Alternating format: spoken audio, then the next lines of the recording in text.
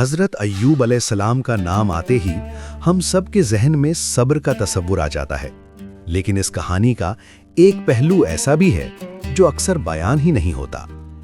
وہ پہلو حضرت ایوب علیہ السلام کی بیوی کا تھا، وہ عورت جو صرف ایک نبی کی زوجہ نہیں تھی بلکہ امتحان کے سب سے لمبی راتوں کی گواہ بھی تھی۔ حضرت ایوب علیہ السلام ایک دور میں بہت مالدار تھے۔ ان کے پاس کھیتیاں تھیں، جانور تھے، نوکر تھے اور سب سے بڑھ کر صحت اور عزت تھی۔ اور ان کے ساتھ تھی ان کی وفادار بیوی جو ہر حال میں ان کا ساتھ دیتی تھی۔ پھر ایک دن سب کچھ بدل گیا۔ پہلے مال گیا، پھر اولاد چلی گئی، اور پھر حضرت ایوب علیہ السلام ایک ایسی بیماری میں مبتلا ہوئے جو سالوں تک چلی۔ ان کا جسم زخموں سے بھر گیا، لوگ دور رہنے لگے، دوست، رشتہ دار، حتیٰ کہ شہر والے بھی ان سے کترانے لگے۔ مگر ایک شخص ایسا تھا جو نہیں ہٹا، حضرت ایوب علیہ السلام کی بیوی۔ وہ صبح اٹھتی، اپنے شوہر کے زخموں کو صاف کرتی، انہیں پانی پلاتی اور پھر شہر نکل جاتی کام ڈھونڈنے کے لیے۔ کبھی کسی کے گھر جھاڑو لگائی، کبھی کپڑے دھوئے، کبھی چھوٹی سی اجرت پر لوگوں کی خدمت کی، صرف اس لیے کہ اپنے شوہر کے لیے 2 وقت کی روٹی لا سکیں۔ سالوں گزر گئے، لوگ تانے دینے لگے، اب تک تمہارا خدا تمہاری مدد کیوں نہیں کرتا؟ تم بھی چھوڑ کیوں نہیں دیتی؟ تمہاری زندگی خود عذاب بن چکی ہے۔ یہ الفاظ صرف حضرت ایوب علیہ السلام کے لیے نہیں تھے، یہ تیر ان کی بیوی کے دل میں بھی لگتے تھے۔ کبھی کبھی تھک کر وہ اللہ سے چپکے سے سوال کرتی، یا اللہ، کیا میرا امتحان کبھی ختم ہوگا؟ لیکن پھر جب وہ حضرت ایوب علیہ السلام کو دیکھتی جو ہر حال میں صرف یہی کہتے الحمدللہ، تو اس کا حوصلہ پھر سے زندہ ہو جاتا۔ روایت میں آتا ہے کہ ایک مرتبہ شیطان نے حضرت ایوب علیہ السلام کی بیوی کے دل میں وسوسہ ڈالا۔ اس نے کہا، تم سالوں سے خدمت کر رہی ہو، تمہاری جوانی گزر رہی ہے، تمہارے شوہر صرف صبر ہی کر رہے ہیں۔ یہ پل بیوی کے امتحان کا سب سے نازک لمحہ تھا۔ اس نے یہ بات حضرت ایوب سے کہہ دی۔ حضرت ایوب نے پہلی بار غم کے ساتھ کہا، اگر اللہ مجھے شفا دے گا تو میں اس وسوسے پر تمہیں سزا دوں گا۔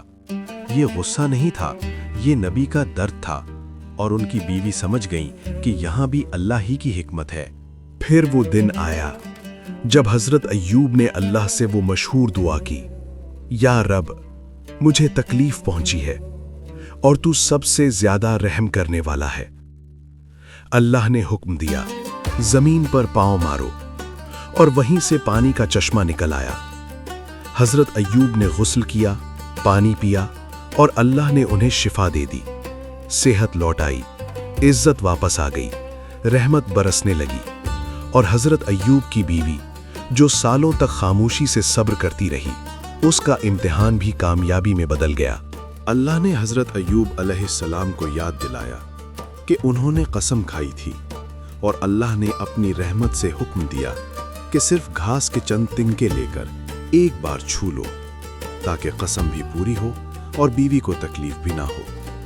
یہ کہانی صرف صبر کی نہیں، یہ کہانی ہے ایک بیوی کے خاموش امتحان کی، جو ہر درد میں ساتھ کھڑی رہی، بلا شکوہ، بلا شور۔